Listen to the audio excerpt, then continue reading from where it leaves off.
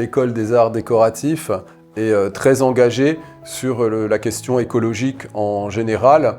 Et j'aime à considérer que les arts décoratifs sont les arts de nos environnements, les arts de nos milieux de vie.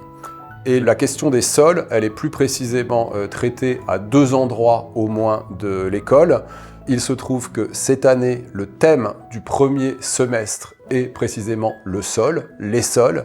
Et nous avons donc commencé l'année par une journée de conférences, d'interventions sur les sols qui ont permis aux étudiants d'entendre le point de vue de paysagistes, d'agriculteurs, de géologues et de se faire comme ça une idée du sol. Et donc pendant un semestre, le sol est véritablement la source d'inspiration des étudiantes et des étudiants de première année. Et puis à l'autre bout de l'école, à l'autre bout du parcours de formation, nous avons mis en place un postmaster qui s'appelle Design des territoires, qui est une année d'immersion, une année de résidence dans un certain type de territoire. On distingue 6 types de territoires, les territoires montagneux, littoraux, ruraux, forestiers, insulaires et urbains. Et des équipes assez réduites, de 6 à 7 designers, architectes, paysagistes, travaillent sur des questions liées à ces types de territoires.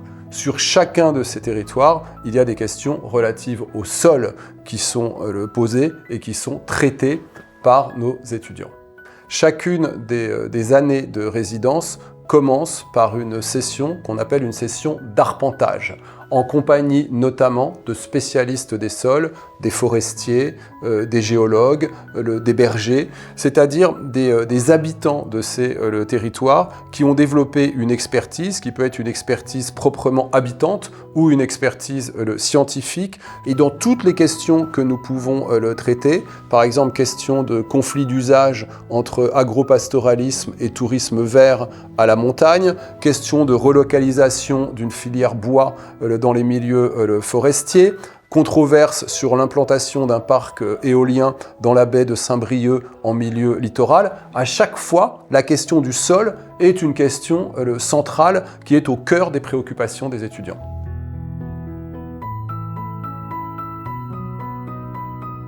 Ce prix Utopia, c'est d'une part à la fois un formidable coup de projecteur sur notre programme, c'est aussi une forme de reconnaissance qui vient d'un milieu, d'un univers qui est assez éloigné a priori de ce programme. On est plus en relation avec le monde de l'art, avec le monde de la création, avec le monde des politiques publiques également.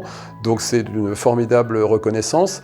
Et en troisième lieu, ça va permettre au projet primé d'aller plus loin dans son développement,